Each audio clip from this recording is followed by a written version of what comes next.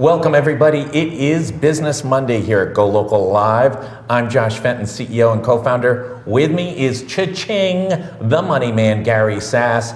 What happens? Gary Sasse comes on to GoLocal Live Business Monday, and the market is up 3%, 849 points up today on the Dow Jones indices. Welcome back. We might want to kidnap you, keep you here live 24/7, bring the markets back. How scary was last week? It was a correction. I think what was scarier was the fact that the public initially did not have a lot of trust in their government to deal with this crisis. You know, it is a crisis. The coronavirus has reached pandemic proportions.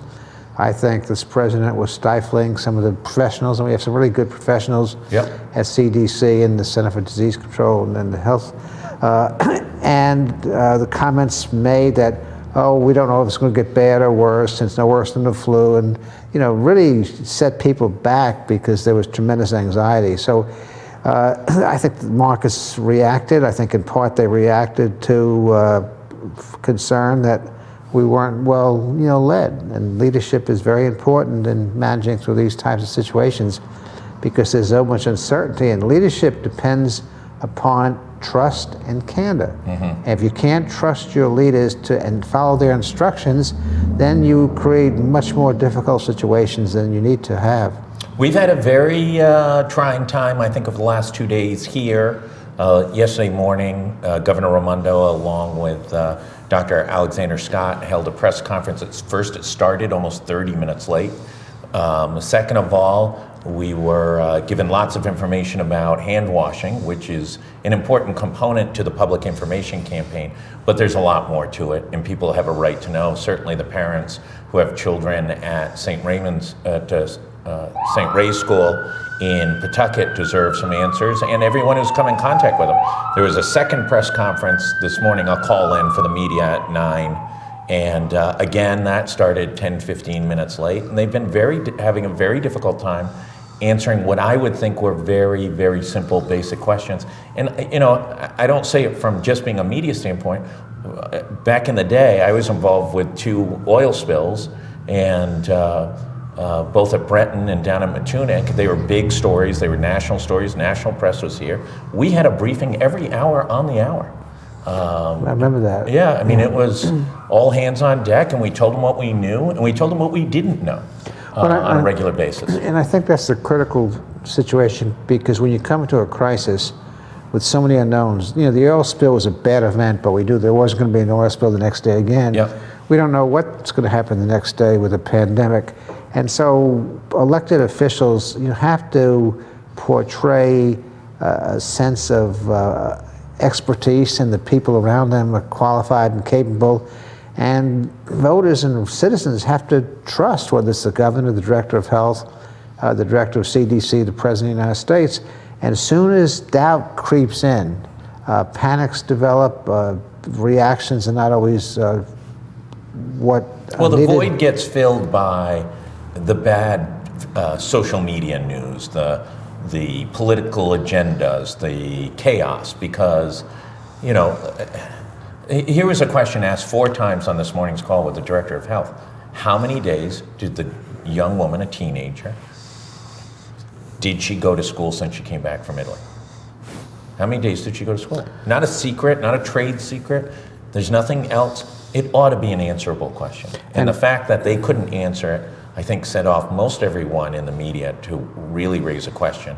And slews of questions since then that have been sent over by us, and I'm sure every other media company that they're struggling to respond to. Because when you identify somebody that has the virus, it seems that if you quarantine that individual for 14 days, you know if you have a problem or not after 14 days. Yeah, she's tested positive now. So that's 2 have tested positive, 1 they believe will test positive. And so what happens to St. Ray's School? Closed for the week, and we don't know how much longer. Oh, so it is close to the week now. Closed for the week. So we talked a little bit about the response to, let's go to the presidential race, because a lot has happened over the past few days. Heartbreaking I think for many Americans, that Tom Steyer dropped out of the race. No, it was heartbreaking for the media in South Carolina because he spent $22 million in a week. $22 million in media, not counting his ground game, and he got a few votes. But and then since then, Pete Buttigieg dropped out yesterday, and Amy Klobuchar today. And she is going to endorse Biden this evening. Correct. I was sorry to see. I thought they both were very good candidates. I was a big fan of Amy Klobuchar. She seemed to be a common sense, moderate, Democrat. I didn't think she had a chance to win, but I thought she had a lot to say during the campaign, and I thought she spoke up against Sanders and against some of the radical socialism before others did. So they both should be congratulated. I think Pete and Amy ran, good campaigns. Amy never had the resources.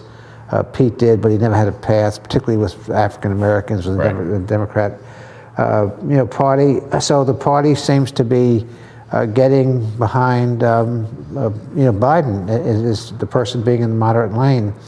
But there's still two other people involved, and their intentions aren't known. Senator Warren, I don't think she's going anywhere very soon. Well, Sanders in the month of February raised 45, I believe, 0.7 million. Elizabeth Warren raised 29 million. Joe Biden raised $17 million. Socialism is very good. Eh? Now, he has a super PAC, and the other two do not. But Elizabeth Warren doesn't need to leave immediately. No, because she is trying to find the sweet spot between the moderates that Biden represents and the radical socialism that Sanders represents. Bloomberg's a wild card. Bloomberg got into the race, and I have to be very candid. I told the Bloomberg people that I had tremendous admiration and respect for him. I thought I do believe he's an extremely capable public servant, and I would support him, but, given what's happened, not just with his appearances in the debates, but what's happened, with the field narrowing and the need to make sure that the party is not taking over by the socialist wing of the party, it may be time for Bloomberg to step aside. We'll see what happens tomorrow night. It has not been a good run for him since he's really entered the debate and the discussion. 60 Minutes performance was not great. He appeared at a black church, I believe in Alabama, I think in Selma, and maybe half the congregation stood up and turned their back on him while he presented. So, he's got a lot of issues, and I think at some point you have to have some level of likability. You do, but let me say one thing about the congregation standing up, or part of the congregation standing up and turning their backs on him, which was rude. If you're in political life and public life, you have to make decisions. And because you made a decision 10 years ago that you would not make today, that's no reason to turn your back on somebody. Somebody said, yes, a youthful indiscretion when he was in his late 60s. No, I was in New York last week, for meetings. It was a very comfortable place. Yeah. I was in New York 15 years ago, similar part of town. It wasn't a very comfortable place. So I realized the stop and frisk had civil rights implications and it wasn't always administered in a fair way. But if you were responsible for running this New York City 20 years ago with the kind of crime that it had, and you took action that in 2020 seems to be unwarranted and inconsistent with our sensitivities today. I don't know. I think our sensitivities was not big on targeting people by race. 90% of those who were pulled over were black and Hispanic. 9% were white. It was as racial profile a public policy as you've ever seen in this country. I don't know. I'm not giving them a free pass on that one. Well, you have to go back to Giuliani on that. When Giuliani, Giuliani. He was a cop. They didn't. There were other civil rights issues there, and he's got his own legal issues, I guess, now. But all that being said, let's go to Providence Schools. Kate did an interview with the head of the AFT late last week. She was not shy about the words she used. Did not like seeing Providence teachers, in her words, scapegoated, being blamed for all the ills of the Providence School Department, and was very direct in her criticism of the commissioner. And she did not hold back in that interview. What's your take? This troubles me because I like this commissioner. I think she understands, she gets it, and so I think it was a good hire by the state. So I think there are a lot of tremendously positive attributes, but one person can't do it by themselves. They have to depend on the teachers, they have to depend upon the taxpayers and parents in Providence, the bureaucracy in the state legislature. It's a team sport. Education's a team sport. And from what I've seen, and I'm not the most informed person, I'm not there on a daily basis, but we seem to be getting into a quagmire. I think quagmire is the right word to define where Providence is, because there has not been effective team building, there's not been effective leadership, but I would focus more on the team building. People seem to be more interested in pointing fingers and joining hands and dealing with this. And the reason I call it a quagmire is that whether it's, and I don't want to use Afghanistan as an analogy because no one in Providence is a Taliban, but when you get into a situation, whether it's in Vietnam or we've had plenty of experience the last 30 years in this country, you generally fail and don't accomplish your objectives if you don't do three things. The first is to quickly state what the plan is. The second is to show what the metrics are, how you're going to measure success, and on what schedule. And the third is to know the exit strategy. Right. And there has been zero public discussion that I have seen. I may have missed something. I'm going to add one to it. I think in Rhode Island, never waste a good crisis. I think things happen, big change happens when there's a crisis. It was all teed up. You had the RICAS scores before she came. They were an abomination. Then you had her arrival. Then you had the Hopkins report. It could not lay out any better. And the summer went dark, and really since schools began, went dark. You had the transfer of control from the city to the state, but functionally, the Providence School Committee is disciplining people and making functional decisions.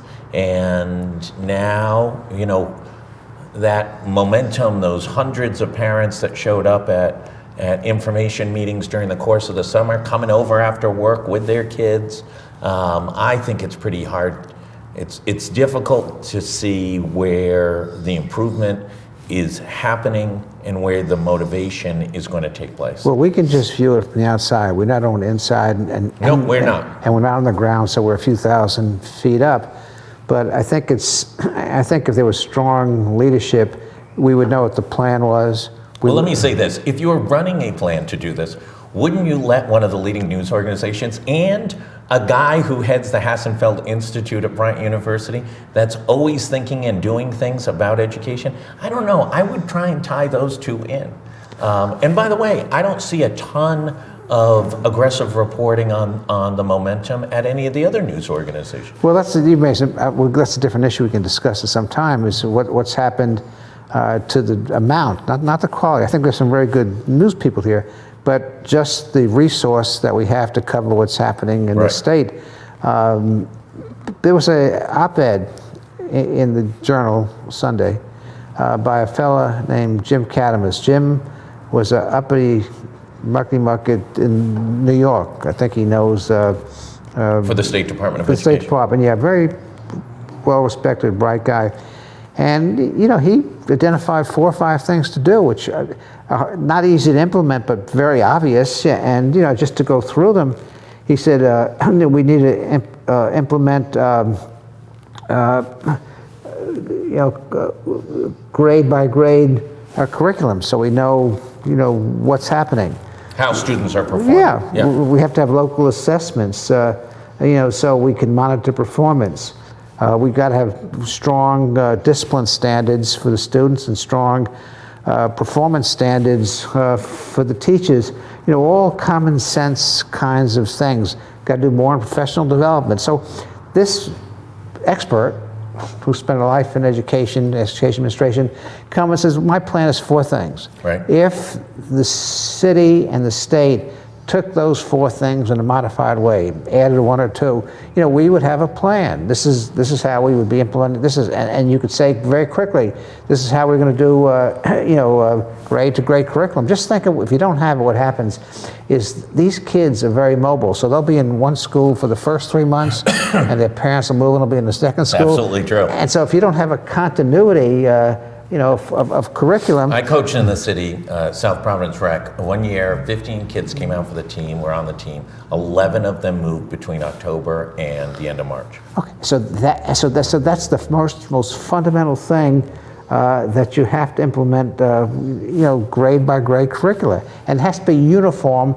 throughout the schools in the system. Right. So if a first grade kid's in school A one day and Christmas he's in school B, he didn't miss a stroke. What happens now with these poor kids is the curriculum or their schedule may differ from school to school. They may be overlapped, may miss something, and then you wonder why this poor performance. Right. And so there's, Jim's identified some very basic common sense things, which people getting paid to do this who've been around for more than 6 months, should have frankly had in place. We've created a quagmire, and once you get deeper into the quagmire, you're deeper in the swamp, and it's harder to find your way out. And so we've lost the opportunity for momentum. But we teach leadership at Bryant, at Hassenfeld, and I think the real fundamental question is, where has the effective leadership been? And effective leadership is getting the information to the people, developing trust, having them understand what you're doing, and having them get some idea of when they know you got to where you want to be. And in that kind of simple language, it hasn't happened. We have design teams having meetings. Some, I guess, are esoteric. Some may be more grounded. Listen, that's the best news we've heard, right? That there are actual team meetings with teams that are now taking place. But also, what's their deadline? What are they accountable to? Who do they report to? How open is that process? How can it be accessible? Etc. Let me ask you a dumb question. Let's say tomorrow Providence has a foot of snow. Yeah. Who is responsible for doing what? So as I understand it from talking to the chairman of the existing Providence School Committee, which really doesn't have any legal authority, the superintendent would make a determination. I believe it would be signed off by the Providence School Committee. None of their decisions are final until now the commissioner approves those. So I believe that what would be a simple process in any other school department in the state is now a multi-tiered complex problem. Because we have 35 other school superintendents from Rhode Island. Correct. And I would think if we're paying somebody $225,000 for our schools, you would have confidence that his or her judgment would be sound, that the school buses can run, kids can get to school, they can't get to school, streets will be clear. The new guy's from Florida. I'm not sure he's in a position to make a call on snow. Oh, no, Floridians can do that. I can testify to that. Well, but he might keep the schools closed for 6 months because of 3 inches. So based on what we discussed, who would know? I don't know. I mean, it is a perplexing issue. And there does not, I guess most concerning, if I certainly had my children in the Providence School Committee, I would get them out fast. And if that wasn't an option, I would just be horrified at what the situation is. Well, and I'll just say, we've said it before, we've editorialized on it. I think a significant problem is that no one in the decision-making metrics at any level of the school department or at the state level have their children in the Providence schools. And so that real life experience is separate from what the political and philosophical decision making is. That's been a situation for a long time. Absolutely. Worse now than ever before. Happened last week. I think I would be happy if somebody walked in here and had a 10-page plan. Yep. Don't need 250 pages, need 10 pages. And after reading those 10 pages, I knew that these were the 5 or 6 things that we were going to do. I knew this is how we were going to do them. And I knew if they weren't done in 6 months, I could bitch about it because they were stated. It's that simple.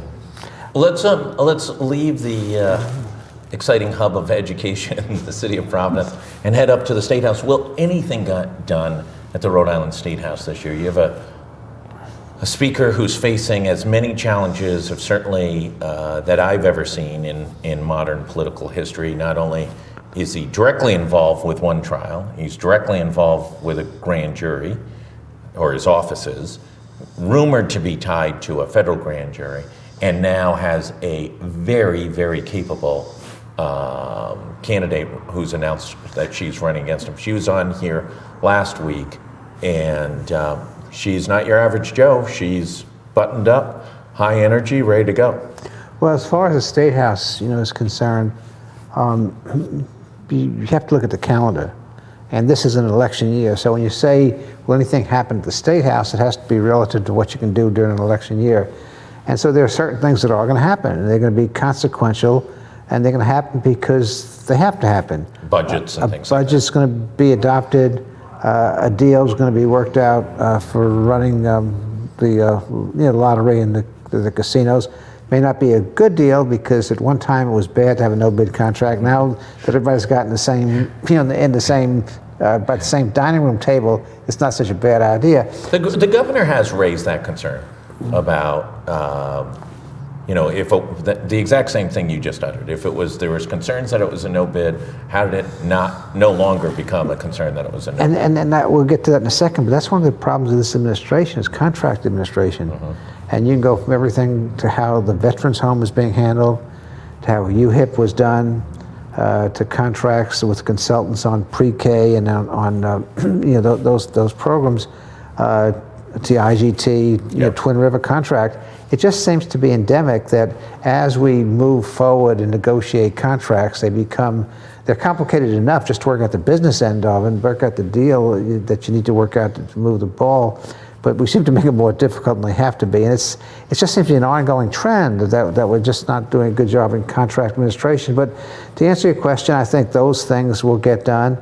I think this is where I may be naive.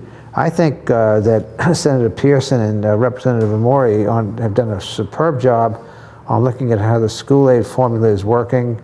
We've made some input into really adding a little more tax on the top 1% to fix up the funding of the formula. I think there's going to be some progress on that. And I think the reason there'll be progress is last session, major legislation was passed on site-based management on curriculum. Well, now we know that while that was a step, you need to take some other steps to kind of realize the potential. And we've spent 10 minutes speaking about education, so I think something will happen on that. Well, Bob Whitcomb on the 1% tax said, whoa, Nellie, in his column this weekend. He said, listen, one of the keys to Rhode Island's success is trying to stay as close to Massachusetts in its fiscal structure and its tax structure. Well, I will tell you, because I've done some work on this. Fight. No, because the devil truly is in the detail. So the proposal that Labor put out to increase the top marginal rate from 5.99 to 8.99 is just a way of raising money. And that would put us in a less than competitive position. The approach that's being discussed by the education lobby is to increase it from 5.99 to 6.99 for people with incomes over $500,000. When you look at the rates, and I looked at this because I thought we would discuss this.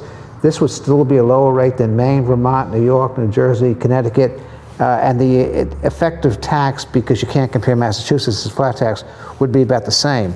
So from a competitive perspective, no, you're not hurting yourself. Now, there's one catch that makes this different. If they don't do this, I'd have some concerns. The proposal that's being put forth by the educators would earmark the money for education. Now, that's a lot different from earmarking the lottery for education, because this is I won't go into the number, but it's a manageable number, and that could fix up the school formula, could do a lot of things that you need to do. So I get a big kick out of these business guys say, we can't hit the top 1% anymore, but I need workforce, and I need to invest more in schools, so I need more training. I'm not going to go back in the history book too far, but there were lots of restricted receipt accounts back in the day with promises made of where money would go. And I remember some directors of administration who scooped down and gobbled up all those restricted receipt accounts that were promised for specific uses. Oh, let me tell you, when you're $300 million in a hole, nothing is But holy. that's the problem, right? That's the cynicism that takes place in Rhode Island. And the only ones that ever kind of got saved were the ones that had the, 2/3, 1/3 federal matches, or the 80-20 federal matches. I can tell you how and there's no belt and suspenders, but I can tell you how you build some safeguards. We know that 3 of the poorest districts can't raise enough money locally to meet their share of the foundation amount. If you modify the school aid formula and the money came through a formula, right, then you put yourself in. You can't scoop the school aid formula. You can scoop resource recovery, but you can't scoop. I think the only way you can do it is with a constitutional amendment. Well, and you hit a very good point, because part of the solution, a big part of the solution, is, and we've been talking about this with others for a decade, is to amend the Constitution and make education a guaranteed right. A guaranteed right. Yeah, that's a must. Yeah. And then guarantee some of the funding to ensure that. Yeah, well, and that'll be discussed too, because we've been working, we being the Rhode Island Association of School Committees and the Hassenfeld Institute, with the urban districts, not including Providence, but districts that had more than 50% of their kids in poverty. Yeah. Because the concern was that Providence could take all the oxygen out of the room, or we'd get into a political season and we couldn't address the issues. And as bad as Providence is, you can make the argument that Woonsocket and Central Falls and Pawtucket are right there with Providence. I will tell you this, that when you look at the amount of money that Pawtucket and Woonsocket raised to meet their required amount for the foundation program, it's much more gap than it is in Providence. Providence has a gap, but it's not that high. But that was the reason we formed that coalition, helped organize that coalition, because you have 6 or 7 school districts in the state that they're not in as bad shape as Providence. Their fiscal facilities are not as bad. Their governance is better, got stronger leadership in certain places, but they still have fundamental problems of most of their kids at disadvantage. Yeah. And so that is part of the conversation. But the point I was making is when you talk about putting a tax on the top 1%, the devil is in the details. You can't put it so high that you lose competitiveness. But if there's a sweet spot there, you can do it. And I have no sympathy at all for somebody saying, well, who on one hand says, I need to get a better workforce. The schools are not producing the people I need for my workforce. And on the other hand, say, okay, well, if you're making $750,000, you may be hit for a tax of $1,000 more, just arbitrarily. I'm saying that. What's your problem? And I think that a conservative posture is not protecting the 1%, but making sure we deal with the fundamentals. And education is the key. Everybody that does economic development, from the Harvard Business School on down, will say there are 3 things you got to do to be for economic development: education, education, education. Right. Listen, we have that discussion with small businesses on most Mondays. Kate Niegel's over at the Orsted announcement of the new innovation hub over at Wexford. Every single CEO, every president of every company says the #1 challenge that they have in the state of Rhode Island right now is recruiting and retaining quality employees. And so, the biggest urban myth is that you can do this without getting more resources. And that doesn't say that all the resources are being used efficiently. But as you saw with the teacher conversation over the weekend, you can't just go in and get what you're spending. Right. And so you have to be honest about the kind of resources you need and where you need to use them accountably to move the ball forward. And let me ask you a question. If that's the truth, and I believe it to be the case, I don't think it's hundreds of millions of dollars, but it's some resources. We know we can't go to the property tax, right, particularly in the urban areas, otherwise they'd all be ghost towns. We know we're not going to go to the sales tax. Governor's been trying to broaden it, but the increments of what they are. We're not going to go back and increase the business taxes.